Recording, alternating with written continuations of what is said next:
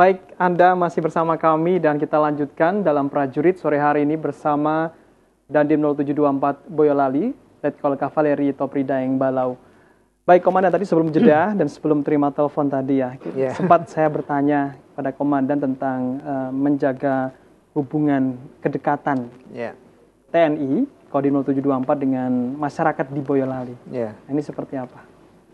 Jadi sebelum kita jauh ke sana, perlu kami sampaikan bahwa memang kami berulang kali menyampaikan ke prajurit kami, prajurit Kodim, bahwa pada dasarnya memang kita ini tentara rakyat. Artinya kita ini berasal dari rakyat, kita bekerja, berupaya bersama-sama dengan rakyat, untuk rakyat, dan kita pun kembali kepada rakyat. Sehingga saya selalu menyampaikan bahwa rakyat ini adalah merupakan saudara kandung kita. Saudara kandung kita, sehingga implikasi dari itu bahwa apapun yang kita lakukan ini adalah untuk rakyat dan kita membantu rakyat untuk mengatasi kesulitan mereka. Terkait dengan itu banyak kegiatan-kegiatan yang memang kita lakukan sehingga kita inginkan masyarakat itu, rakyat itu terbantu dengan keberadaan TNI. Dengan kegiatan-kegiatan yang kita lakukan, itu tujuannya adalah untuk terwujudnya kemenanggulan TNI dan rakyat. Seperti TMMD semacam itu? Seperti, ya salah satunya kita dalam metode Bintar itu ada kegiatan metode Bakti TNI, itu kita melakukan kegiatan-kegiatan yang sifatnya meningkatkan kesejahteraan masyarakat dengan sasaran fisik maupun sasaran non-fisik. Kalau sasaran fisik itu kita lakukan dengan kegiatan TMMD, kemudian dengan karya bakti. Itu kita bersama-sama mereka untuk mungkin membangun fasilitas umum, membangun jalan, tempat ibadah, ataupun yang lain-lain. Itu sifatnya secara fisik kita membantu masyarakat. Kemudian kalau sifatnya sasaran non-fisik, ini ada beberapa kegiatan yang kita lakukan. Tujuannya adalah memberikan penyuluhan kepada mereka, baik itu tentang penyuluhan masalah kesehatan, penyuluhan masalah peraturan-peraturan atau kebijakan pemerintah, ataupun peraturan-peraturan yang lainnya. Nah, ini kita lakukan supaya apa? Supaya masyarakat juga tahu apa yang sebenarnya diinginkan oleh pemerintah, khususnya pemerintah Kabupaten Boyolali ini.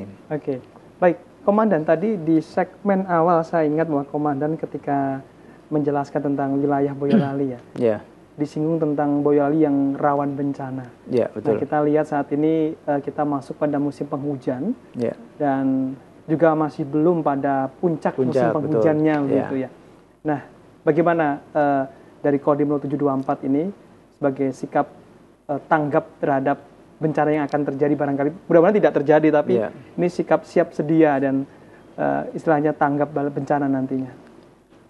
Jadi sebelum memasuki tahap penghujan ini, kami dari Kodim Boyolali juga sudah melakukan pemetaan terhadap apa sih nanti kerawanan bencana khususnya pada saat musim penghujan seperti ini. Kami sudah memetakan bahwa ada beberapa kriteria, diantaranya kemungkinan terjadinya itu tanah longsor itu di daerah-daerah yang di dataran tinggi seperti seperti di wilayah Selo, Ampel, yang mana itu notabene-nya adalah di kakinya dari Gunung Merapi maupun Gunung Merbabu. Itu situasi tempat daerah tanah longsor. Kemudian ada lagi kami petakan daerah-daerah yang sering banyak terjadinya angin puting beliung. Ini sering terjadi di wilayah yang khususnya datarannya agak rendah, khususnya di wilayah Sambi, Andong, kemudian di wilayah Karanggede. Kemudian ada lagi kami petakan wilayah yang mendapat dampak dari kebanjiran. Memang di Boyolali ini merupakan mayoritas dataran tinggi, tetapi suatu ketika juga pernah terjadi banjir apabila itu meluapnya Kali Pepe, sehingga beberapa perumahan yang di bantaran sungai tersebut itu memang terkena jadi banjir. Di daerah Ngemplak.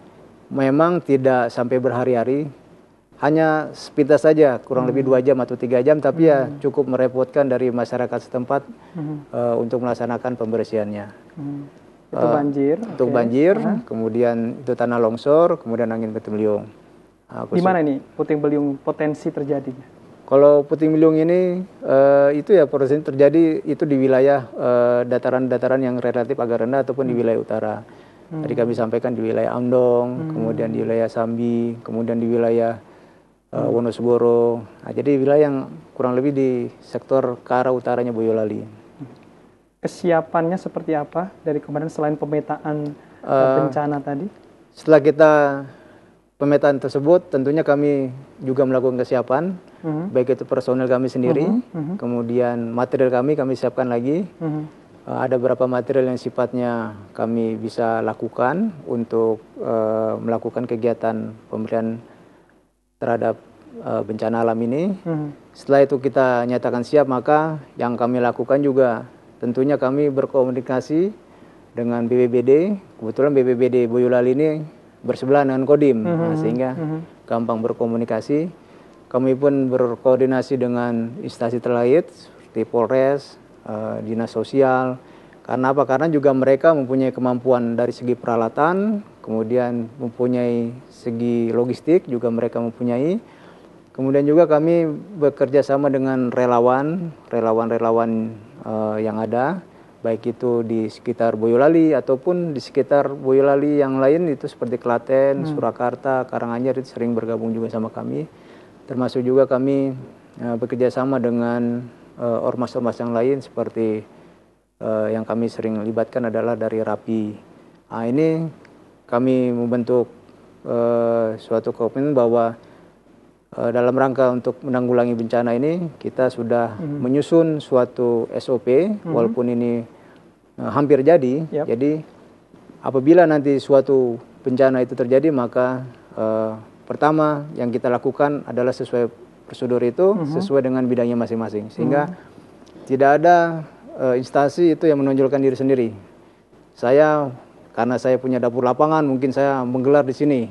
Saya ada angkutan, saya melakukan di sini. Sehingga kegiatan-kegiatan itu malah sifatnya mubazir, dan ada satu titik yang mungkin dia full dapat bantuan, tapi ada satu titik yang sama sekali tidak ada bantuan. Nah, sehingga ini sudah kita koordinasikan, sudah kita koordinasikan secara baik dengan instansi yang terlibat dalam rangka untuk menghadapi bencana alam ini supaya kita bisa lebih bagus lagi. Baik, Komandan, ini waktu sangat terbatas, tapi saya ingin ada dua penjelasan dari Komandan. Yang pertama, pesan dulu untuk masyarakat dalam menghadapi bencana. Yang kedua, harapan Komandan untuk tahun 2016 bagi Kodim 0724, bagi wilayah Boyolali pada umumnya juga. Silakan. Untuk pesan kami terhadap masyarakat, jadi dalam menanggapi bencana alam, kami berpesan bahwa masalah bencana alam ini adalah bukan masalah dari aparat, bukan masalah dari suatu instansi, tapi ini adalah masalah bersama. Sehingga mari sama-sama pada masyarakat ini supaya peduli terhadap lingkungannya, dan kita sama-sama bekerja untuk menghadapi bencana alam ini sehingga dapat kita atasi dengan baik. Kemudian harapan kami tahun 2016 ini khususnya untuk prajurit Kodim sesuai dengan visi kami, prajurit Kodim yang bertakwa pada Tuhan Yang Maha Esa, kemudian prajurit yang profesional dan prajurit yang mencintai dan cinta rakyat, ini semakin dapat bekerja dengan baik. Dan harapan kami untuk masyarakat khususnya Boyolali, semoga Boyolali ini semakin tersenyum, yaitu tertib, elok, rapi, sehat untuk masyarakat. Baik, terima kasih Komandan. Terima kasih. Mengakhiri perbincangan juga dengan senyum seperti Boyolali yang tersenyum. Dan saya Sirhepa juga pamit undur. Terima kasih juga Anda telah bersama kami. Sampai jumpa untuk prajurit di kesempatan lain waktu. Akhirnya dari Studio 2 TA TV. TA TV tetap jadi inspirasi. Sampai jumpa. Terima kasih.